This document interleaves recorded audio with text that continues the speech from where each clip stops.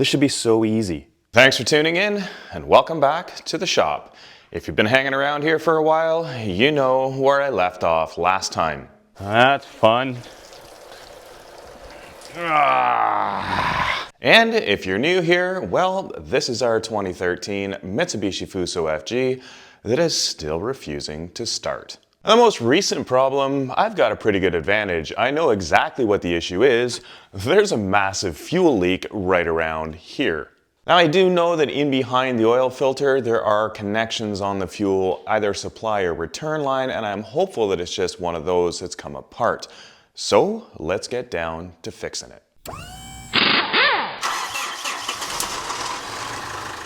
Once again, to start with, we're going to loosen the vent on the oil filter housing. It's unlikely I'm going to have any oil in there because I never even cranked the engine over, but if you're taking this off, you're going to want to let that vent so that the oil can drain back down into the oil pan. Next, you want a 32mm socket and a strong arm because this sucker usually is pretty tight. We'll spin this off all the way and pull the oil filter out. Now, I'd recommend putting this plug back in so that you can take this off, flip it over, and put your filter in it. Now before I take anything else apart, let's take a look and see if we can see anything obvious in there. It's a pretty difficult spot to kind of see anything, but let me turn the light way up. In the back here, you can see that's a quick connect for the fuel return line. And I can actually see, I don't know if I can get my camera in to see it, but let's try in behind it. I'll just put a little arrow there because if I stick my finger in there, you won't see anything. Right here, there's a T on the fuel supply line that's not connected. That's probably where the fuel's coming out. Oh, I really like it when the solution to the problem is really obvious, but my problem is how you actually get in there because it's in behind that filter housing, it's pointed down, it's not easy to get at, of course. It's going to be pretty difficult to show you what the connection is, but I can show you pretty clearly this is the other side of it. That definitely should be connected. To try to make things a little bit easier, I'm going to try popping the lines out of this plastic clip back here. And hopefully when I pop them out of there, it gives me enough access to get at the fitting that's behind this so that I can reconnect that.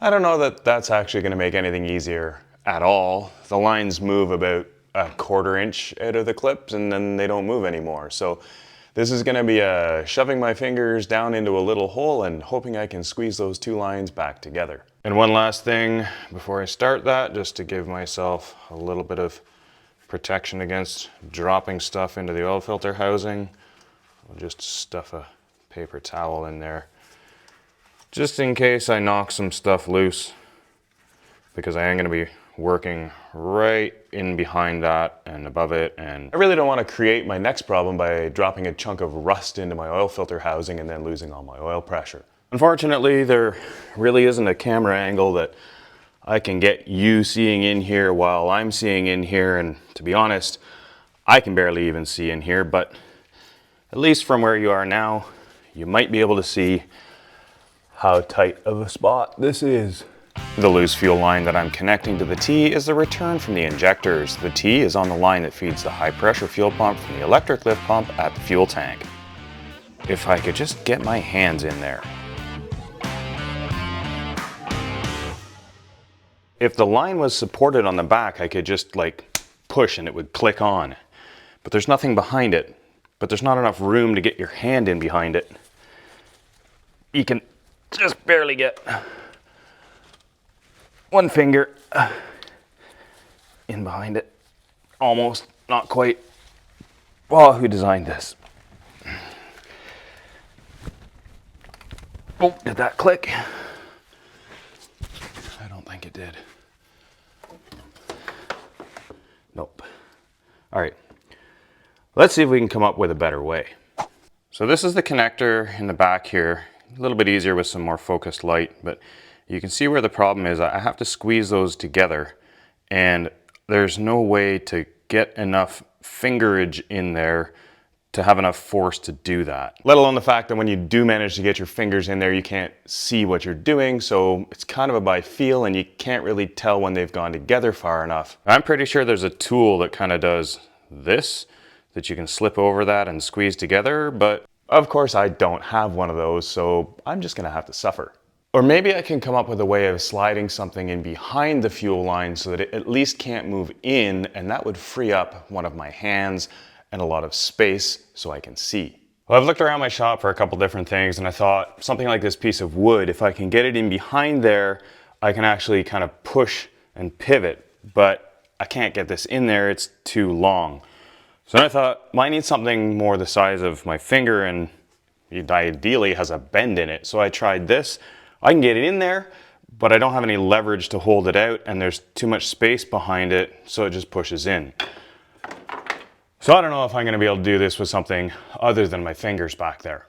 I wonder if I can make something that'll actually get in behind it and pull so that I can, instead of trying to be behind it and push on it, maybe a piece of wire that can pull it from the back. I don't know if that's gonna work either, because if I get a piece of wire long enough to get in around the back and come out again, long enough that I can reach it, it's gonna be too long to get in there.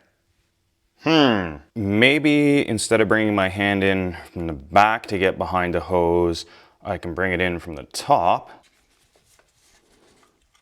Well, I can't get my hand in there, and even if I could, I don't have room for my other hand to get in there to push the line. Who designed this?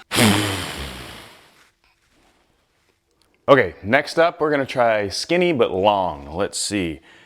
I've got a pry bar in here and it goes way back. Try and get where you can see it.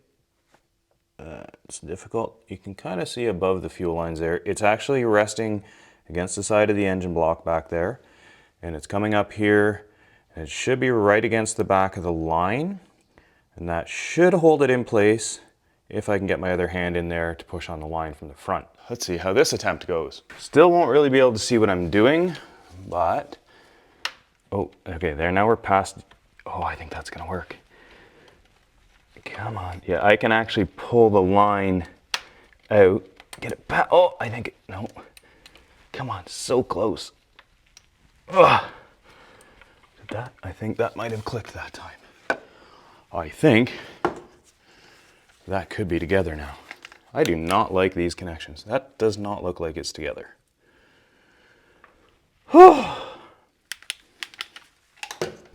It's so close.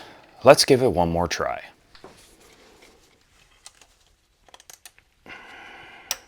Oh, that clicked. That clicked. That is now together. Whew! Well, I guess that is the easy way to get this line together. So if you're having to struggle with it, get yourself a long pry bar. That gets you the leverage to hold the small line in the back. And you can see that is now clicked together. Not easy, but also not the hardest thing in the world if you use the right tools, or some tools. So that should solve the diesel fuel flowing freely all over the chassis and the floor. Now I just need to put the oil filter housing back in. Maybe we can give this a try. Did you catch what I almost missed? I need to clip the fuel lines back into that little fuel line holder. It would also be easier if they hadn't designed this with the two lines crossing over each other.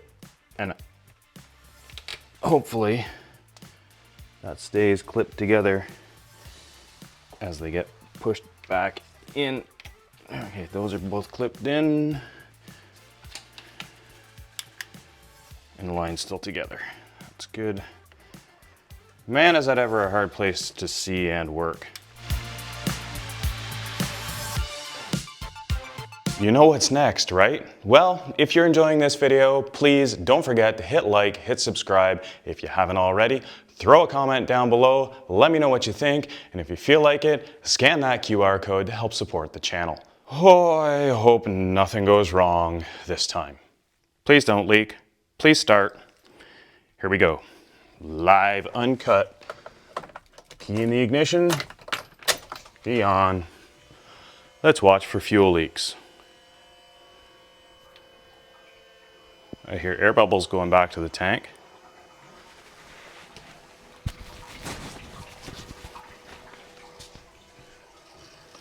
I hear air bubbles going through the pump.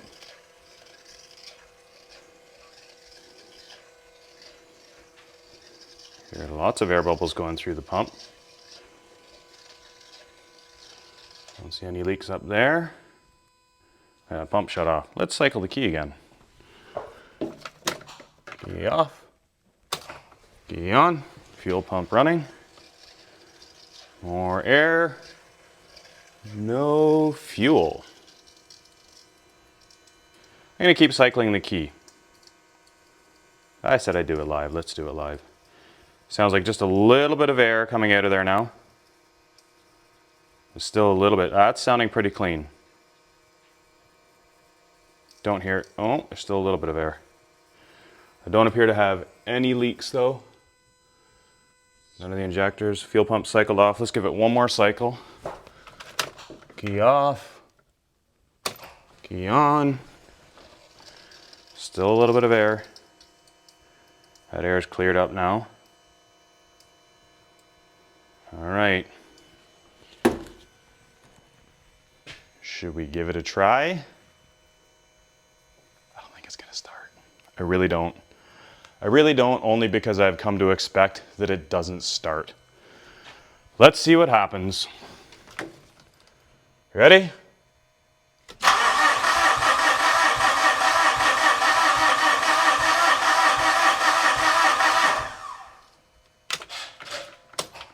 All right, as expected, there may still be a little bit of air in here, and still not seeing any fuel leaks, so that's good. May also need to crack an injector line because obviously it was right full of air. You're not supposed to have to do that on this engine. It should take care of it from, this is a supply here and it should return through the injectors, but we could always give it a try. Let's give it another crank, just for fun. It's not gonna start.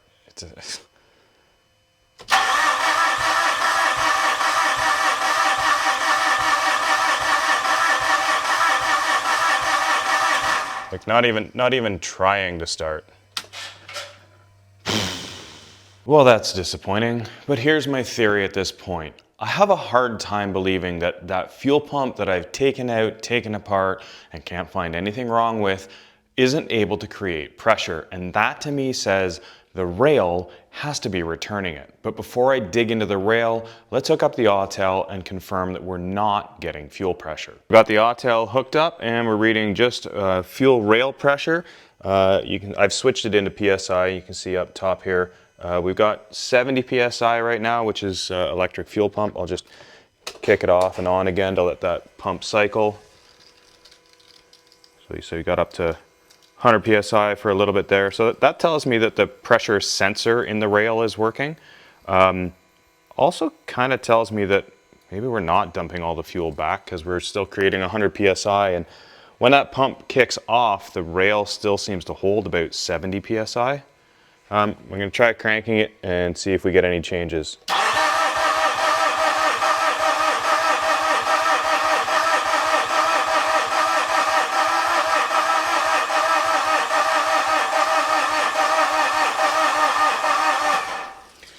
So we saw 145 PSI there, but that's nowhere near the 5,000 that it's looking for.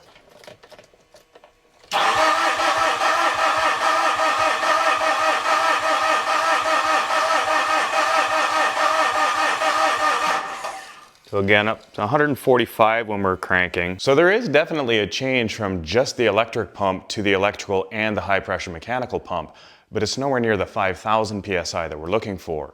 Maybe the relief in the rail is stuck open. The frustrating thing is there is a pressure regulating valve in rail test that you can do. And you can also test the fuel metering unit. However, for both of those tests, the engine needs to be running. Thanks, engineers. I've already swapped out the entire fuel rail, which includes the pressure regulating valve and the pressure sensor. But again, I don't know that those ones weren't bad. So I think my next step is going to have to be taking apart my original rail and cleaning it out. I think the only other option would be if an injector is bypassing, which is possible, and in my case, it's probably going to be number 4. But unfortunately, that is as far as I'm going to get today. I hope you're enjoying this horrible saga of the truck that won't start. Thanks for watching, and we'll see you next time.